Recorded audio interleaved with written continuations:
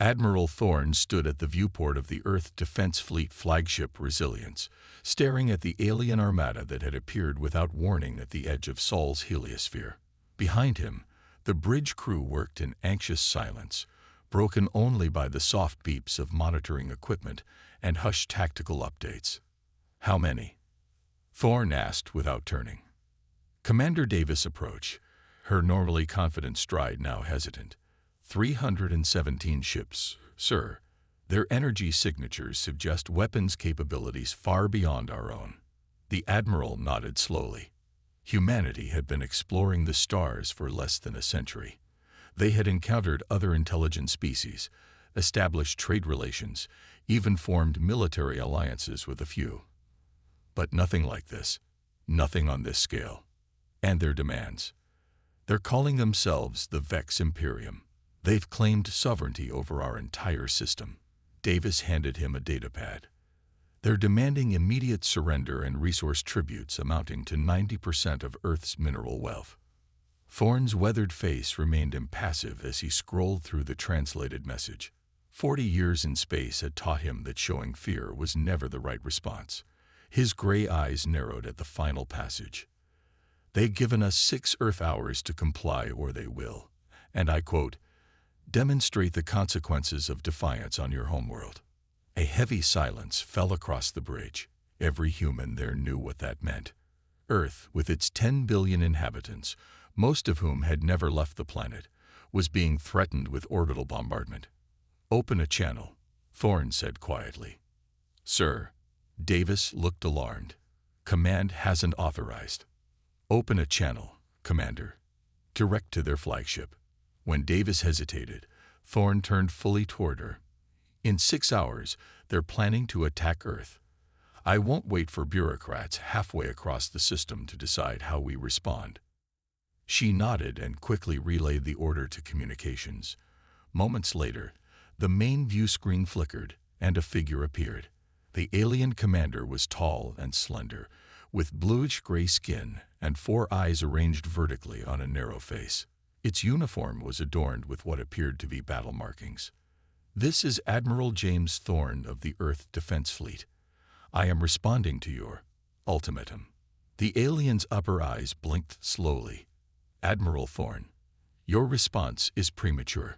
You still have time to gather your surrender offerings." "We're not surrendering." The alien commander's mouth formed what might have been a smile. "Perhaps I was unclear. Your species has no choice. Your weapons are primitive. Your ships are few. We have conquered 17 star systems before yours. All who resist are reduced to ash." Thorne stepped closer to the screen. "You've conquered 17 systems. Impressive. How many of those systems were human colonies?" The alien paused, its lower eyes narrowing. "None. Our intelligence indicates this is our first contact with your kind." "Then let me offer you some intelligence of our own," Thorne said, his voice dropping to a dangerous calm. "Humans evolved on a predator-rich death world where everything was trying to kill us. We survived. We've endured plagues, world wars, climate collapse, and still we're here. We don't frighten easily, and we absolutely don't surrender our home." The alien commander's posture stiffened slightly. Bold words from a primitive species. "Not words. A warning," Thorne replied. "You've just challenged the wrong species. You have 1 hour to withdraw from Sol space. After that, we will consider your presence an act of war, and we will respond accordingly."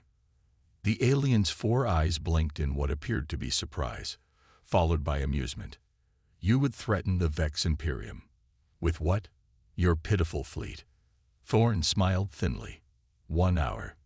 He made a cutting gesture, and Davis terminated the connection.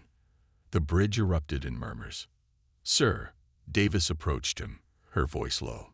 "We're outnumbered 20 to 1. Their technology is superior in every way.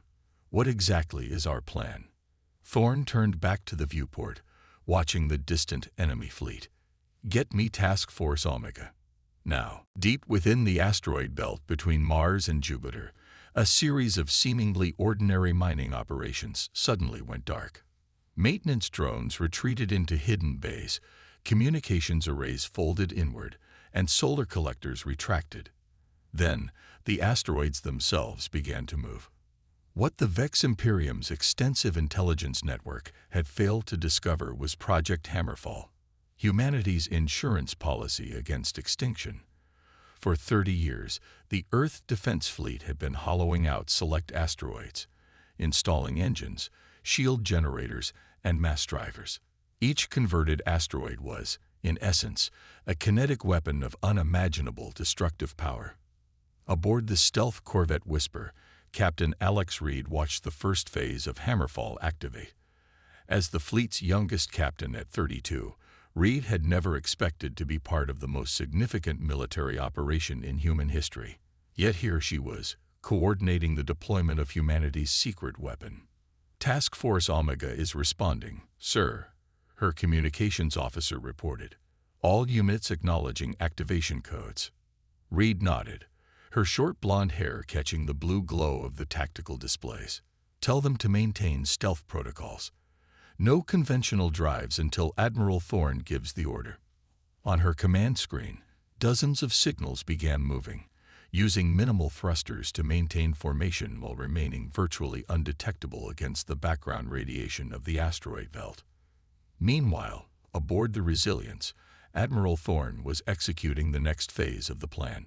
Deploy the fleet in defensive formation Delta, he ordered. Make it look good. I want the Vex to think we're preparing for a last stand.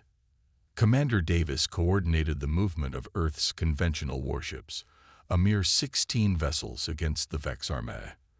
They formed a protective screen between Earth and the alien fleet, a gesture that would appear futile to any observer. Sir, Davis reported, the Vex fleet is launching small craft. Appears to be reconnaissance. Thorne nodded. Let them look. Open a channel to their commander. The alien leader appeared on screen again, its four eyes regarding Thorne with what now seemed like cautious curiosity. Your time is running short, Admiral, the Vex commander stated. Yet I see your ships positioning for battle. This is unexpected. Thorne crossed his arms. We told you, humans don't surrender. Your courage is admirable but misplaced. Our scans show your entire defensive capability. You cannot hope to prevail. Thorne allowed himself a small smile. Your scans show what we want them to show. For the first time, the alien commander displayed what might have been concern. Explain. Humanity learned long ago never to put all our eggs in one basket. Or, since that idiom probably doesn't translate, never to concentrate all our defenses in one place. As if on cue, the first alerts sounded on the Vex command ship. Their sensors had finally detected movement from the asteroid belt. Dozens, then hundreds of objects accelerating toward their position. What is this? The Vex commander demanded. Project Hammerfall. Thorne replied calmly. Those asteroids are armored, and headed directly for your fleet. Each one carries enough kinetic energy to destroy a small moon. The alien's four eyes widened in alarm. This is barbaric. You would resort to throwing rocks. Very large, very fast rocks, Thorne corrected. Guided with precision. We call it tactical orbital bombardment. Your ships are impressive, but I doubt they can withstand direct impacts from objects moving at a significant fraction of light speed. The Vex commander barked orders in its native language, and the view screen split to show the alien fleet beginning emergency maneuvers. You have nowhere to go, Thorne continued. Those asteroids are guided weapons. They will follow your ships wherever they try to flee within the system. This violates all civilized warfare protocols. The Vex protested. Thorne's expression hardened. You threatened our homeworld. There are no rules after that. Captain Reed's voice came through on a secure channel. Admiral, Task Force Omega reports all units have achieved optimal velocity. Impact in 17 minutes unless you order otherwise. The Vex commander's composure finally broke. Wait. We will withdraw. All the way back to your territory, Thorne specified. And spread the word to your Imperium. Sol system is off-limits. As the alien fleet began a hasty retreat, Commander Davis approached Thorne. "Sir, should we recall Task Force Omega?" Thorne watched the enemy ships scrambling to escape. "Not yet. Let's make sure they're actually leaving before we stand down." The news of humanity's standoff with the Vex Imperium spread quickly through the inhabited worlds of the galaxy.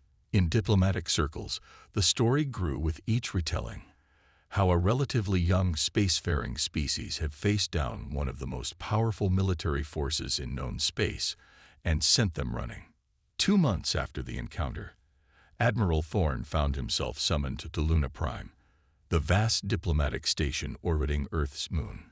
The United Earth government had been flooded with diplomatic inquiries, alliance proposals, and trade offers from 24 alien civilizations, many of which had previously shown little interest in human affairs. Thorne adjusted his formal uniform as he entered the Grand Conference Chamber. Around a massive table sat representatives from the galaxy's major powers: the bird-like Avis Confederation, the crystalline Prisma Collective, the aquatic Mer Domains, and others. At the far end, a delegation of Vex diplomats sat stiffly, their 4 eyes carefully avoiding Thorne's gaze.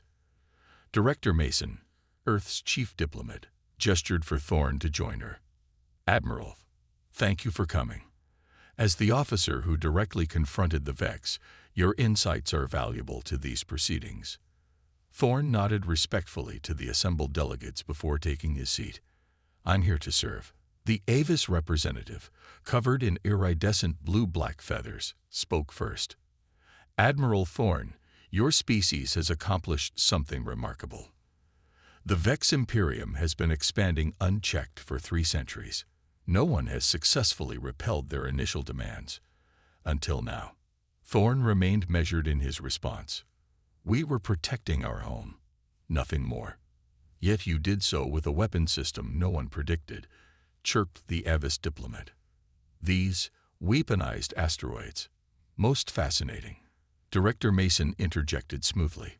"Project Hammerfall was a contingency plan, nothing more. We hope never to deploy it again." The Vex diplomat finally spoke, its voice carrying a harmonics translator. "Your species deployed planet-killer weapons with no hesitation. The galactic community should understand the threat humans pose." Thorne leaned forward. "Your fleet threatened to bombard Earth, a planet with 10 billion civilians. You gave us 6 hours to surrender our sovereignty and resources. What response did you expect?" "We expected compliance, as we received from 17 other systems," the Vex replied coldly. "Then you failed to do proper intelligence work," Thorne countered. "Humans have a long history of fighting against overwhelming odds. It's practically in our DNA."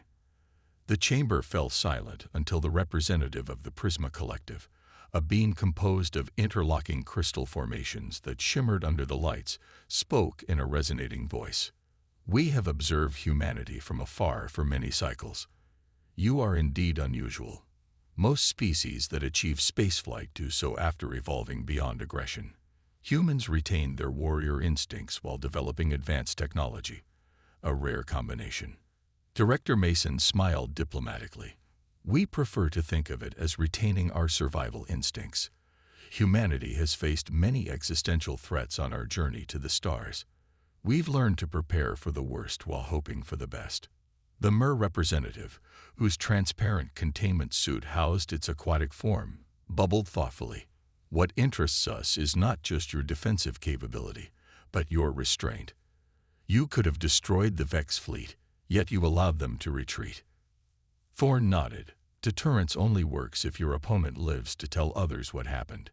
The chamber erupted in murmurs at this blunt assessment. "Let us be clear," Director Mason added, raising her voice slightly. "Earth has no imperial ambitions. We seek peaceful relations with all species, but we will defend ourselves with absolute resolve if threatened." The Vex diplomat's upper eyes narrowed. "The Imperium has proposed a formal boundary treaty. We will recognize Sol and its immediate neighboring systems as human territory, in exchange for assurances that these asteroid weapons will never be deployed against our worlds." Thorne exchanged glances with Mason, who gave an almost imperceptible nod. "We find these terms acceptable," Thorne responded, "provided the treaty includes mutual defense provisions against any violation." As the diplomatic discussions continued, Thorne's comm unit discreetly vibrated. A message from Captain Reed. "Project Hammerfall Phase 2 complete.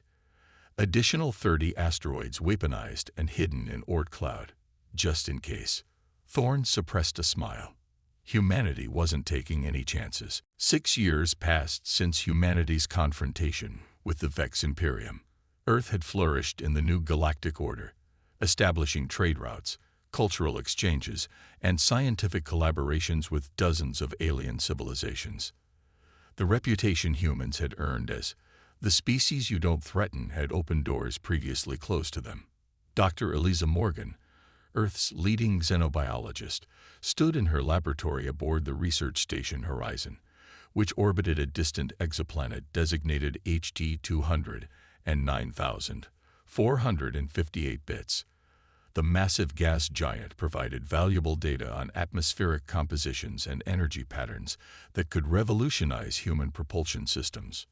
Dr. Morgan, her AI assistant, chimed. "Incoming transmission from Admiral Thorne." Morgan pushed her glasses up her nose, surprised. "Put him through."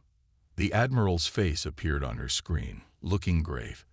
The years had added more silver to his temples, but his eyes remained sharp and focused. "Doctor, I apologize for the interruption, but we have a situation that requires your expertise." Morgan straightened. "What's happened?" 3 days ago, we lost contact with our outpost in the Ta City system. A scout ship investigated and found the station destroyed, with unusual energy signatures present. The patterns match nothing in our database. Morgan felt a chill. "A new species. That's our working theory. We need you to join the response team. Your knowledge of xenobiology might help us understand what we're dealing with." Within 48 hours, Morgan found herself aboard the Resilience, reviewing sensor data with Admiral Thorne and his senior staff. The attack was precise, Commander Davis explained, pointing to holographic reconstructions. They targeted communications first, then power systems, then life support. Every critical system was disabled before the crew could send distress signals. Morgan studied the energy readings. These patterns suggest a plasma-based technology, but far more controlled than anything we've seen. Almost organic in nature. "Organic weapons?" Thorne asked. "Possibly," Morgan nodded, "or technology that mimics biological processes. Either way, it's beyond our current understanding." Captain Reed, now Thorne's executive officer, pulled up additional scans. "We've tracked unusual radiation trails leading to the Epsilon Indi system. It's uninhabited according to our records, but the Galactic Registry lists it as a protected zone under Prisma Collective supervision." "Protected?" Thorne's eyebrows rose. "For what reason?" "Unknown," Reed replied. "The designation was established 3 centuries ago, with no explanation provided." Thorne considered this information thoughtfully. "Contact the Prisma Collective. Request clarification on the Epsilon Indi protected status." The response came 12 hours later as the Resilience approached the edge of the Ta City system. The crystalline ambassador's message was terse. "Epsilon Indi contains a quarantine zone. Do not approach under any circumstances. A Prisma enforcement fleet is en route to address the containment breach." "Containment breach," Morgan repeated, looking concerned. "What exactly is contained there?" Thorne's expression darkened. "And why weren't we informed of a potential threat near our territory?" Before they could speculate further, sensors detected multiple ships entering the system, not the expected Prisma vessels, but unknown craft with the same energy signatures found at the destroyed outpost. "Battle stations," Thorne ordered calmly. "Prepare defensive measures, but hold fire unless I give the command." The alien ships, 7 sleek, asymmetrical vessels that seemed to shimmer with internal bioluminescence, approached in an arrowhead formation. They made no attempt at communication. "They're scanning us," Reed reported. Intense energy readings. Wait, they're powering weapons. The first blast came without warning, a searing lance of blue-white energy that the Resilience's shields barely deflected. Return fire, Thorn commanded.